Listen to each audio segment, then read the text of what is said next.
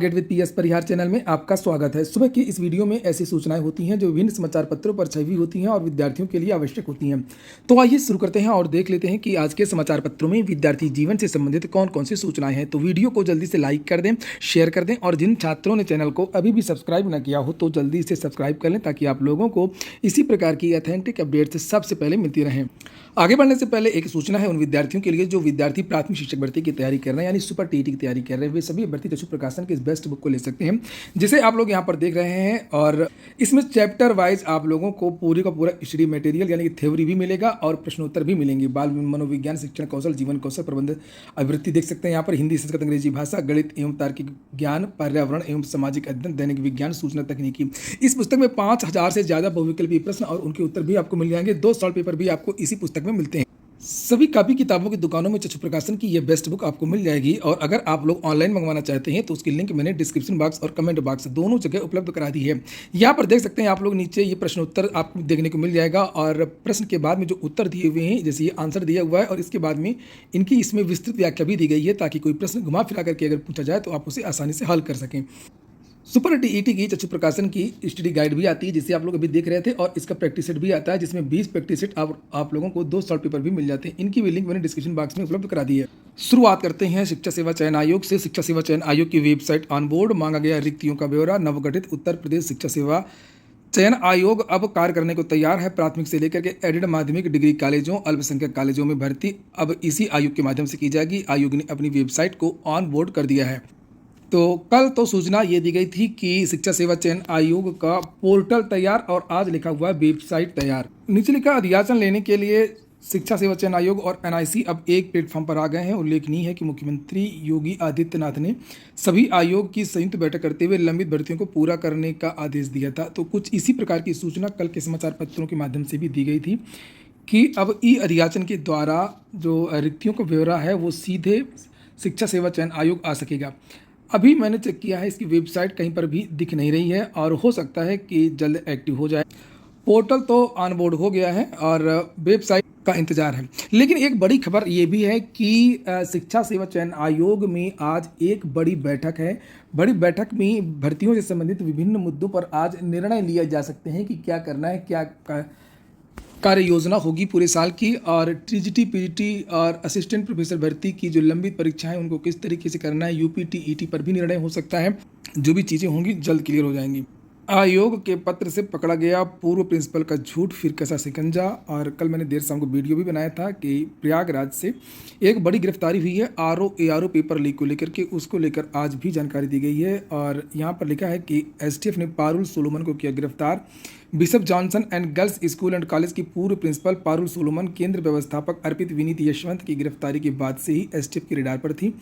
उन्होंने उसकी नियुक्ति को लेकर के किए गए सवाल पर अफसरों को गलत जानकारी देकर गुमराह करने की कोशिश की। हालांकि लोक सेवा आयोग की ओर से मिले पत्र के बाद उनका झूठ सामने आ गया और इस संबंध में जब बृहस्पतिवार को सवाल पूछे गए तो उन्होंने चुप्पी साध ली।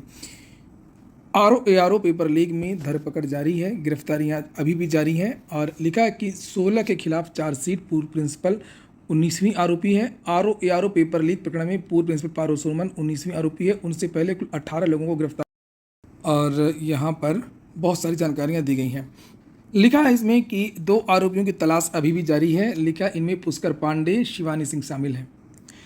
अगली जो सूचना है वो अब पीसीएस पेपर को लेकर के है। कल मैंने इस पर वीडियो बनाया था। जो सूत्रों के हवाले से जो जानकारियाँ निकल करके आ रही हैं कि पीसीएस प्री का जो एग्ज़ाम है वो अब आपका दिसंबर के महीने में हो सकता है। और इसके पहले भी मैंने 4-5 दिन पहले भी वीडियो इस पर बनाया था कि तारीखों को लेकर के, परीक्षा केंद्रों को लेकर के कुछ समस्याएँ हैं और शुचिता बनाए रखने के लिए, करप्शन को रोकने के लिए मुख्यमंत्री जी ने एक गाइडलाइन जारी की थी और जिसमें परीक्षा एजेंसी को लेकर के सख्त नियम बनाए गए थे, परीक्षा केंद्रों को लेकर के सख्त नियम बनाए गए थे और प्रेस के लिए भी जहाँ पेपर छपता है उसको लेकर के भी सख्त नियम बनाए गए थे। बहुत सारी चीज़ें हुई थी और उस हिसाब से जो जानकारी मिल रही है कि परीक्षा केंद्र जो है वो चिन्हित नहीं किए जा सके थे। हालांकि इसी क्रम में जब मैंने आपको 5-6 दिन पहले वीडियो बनाया था उसके बाद मैंने ये भी कहा था कि परमिशन ली जा रही है, कोशिश है आयोग की कि 27 तारीख को परीक्षा हो जाए। आयोग ने कोशिश भी की थी कि आयोग एक ही दिन में परीक्षा करवा रहा था और आयोग की कोशिश भी थी कि 27 को ही पेपर हो जाए अगर कुछ रियायत मिल जाए। और कल ये निश्चित हो गया कि जो एसओपी भेजी गई थी जो छूट मांगी गई थी वो सरकार की तरफ से छूट नहीं दी गई, कोई रियायत नहीं दी गई परीक्षा केंद्रों इत्यादि के चयन में। और यही शायद कारण है कि जो आपकी परीक्षा है वो दिसंबर के महीने में चली गई है। और अगले हफ्ते ही हो सकता है आप लोगों को नोटिस भी देखने को मिल जाए। बहुत सारे विद्यार्थी ये पूछ रहे थे कि सर इसकी जो नोटिस है वो कब तक जारी होगी। जो भी विद्यार्थी लोक सेवा आयोग की भर्तियों की तैयारी करते हैं उनको सभी को पता है कि लोक सेवा आयोग नोटिस कब जारी करता है, बहुत डिले करता है। आर ओ पेपर का जो रद्द वाली नोटिस है वो कब जारी हुई, आपने देखा कभी उसको? और इसके पहले भी हमने देखा है कि जानकारियाँ तो मिल जाती हैं, चर्चाएँ भी हो जाती हैं, मांग भी होती रहती है, और लेकिन नोटिस परीक्षाओं के कुछ दिन पहले ही जारी होती है।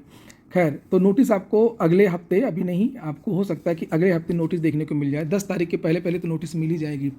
अगली सूचना है आंगनवाड़ी कार्यकर्त्री भर्ती की। लिखा है, अमेठी जिले की सूचना है। इसके बारे में मैंने एक सिंगल वीडियो भी बनाया था कुछ दिन पहले कि कुछ जिलों की भर्तियों के लिए विज्ञापन पहले निकाले गए थे और कुछ जिलों से विज्ञापन नहीं निकाले गए थे।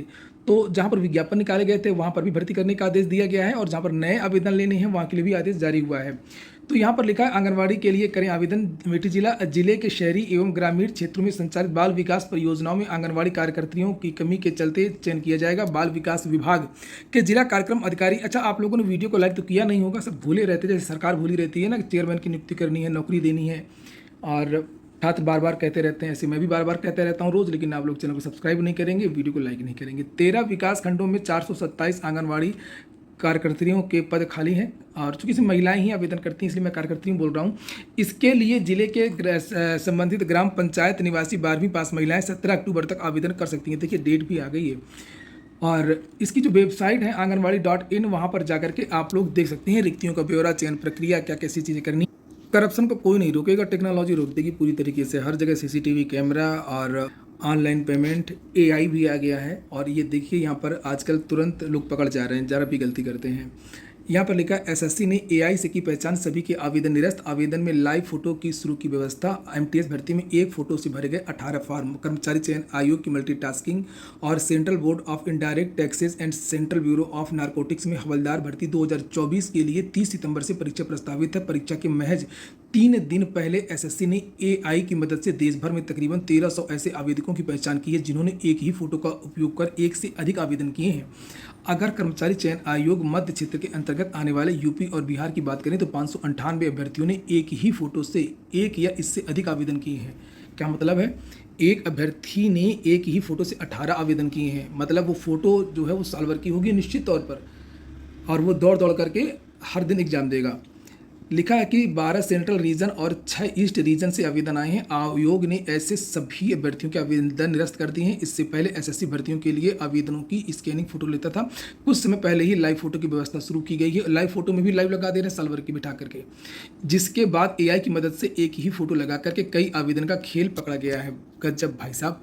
और भी बहुत सारी सूचनाएं, ये देखिए लिखा है, एसएससी ने परीक्षा से पूर्व चिन्हित कर लिए हैं 400 सालवर कौन कौन से हैं। भैया पेपर देने मत जाना। चिन्हित सालवरों ने किए थे 1300 आवेदन। फोटो मैचिंग से हो गया खुलासा, वही फोटो बहुत सारे फॉर्म में मिली है।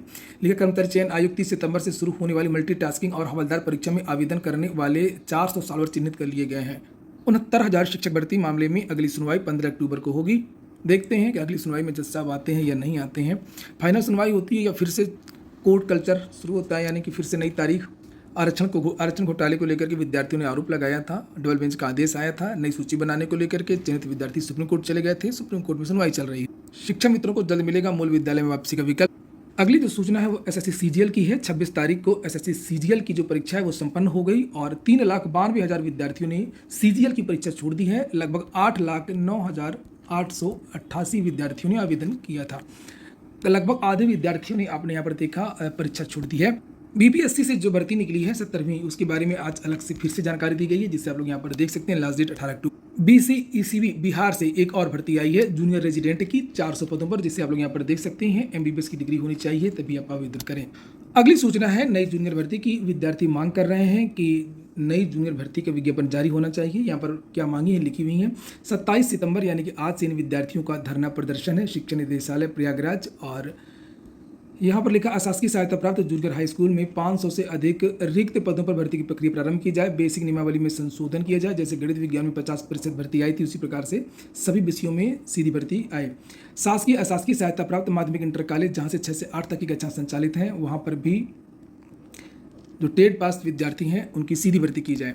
तो अखिलेश यादव हैं वो नई जूनियर भर्ती के लिए की मांग कर रहे हैं, इस चीज़ को आगे बढ़ा रहे हैं। ये हो गया आज का वीडियो आपको अच्छा लगा हो, आपके काम का हो तो लाइक अवश्य कर दिया करें। पूरा वीडियो सुनने के लिए बहुत बहुत धन्यवाद।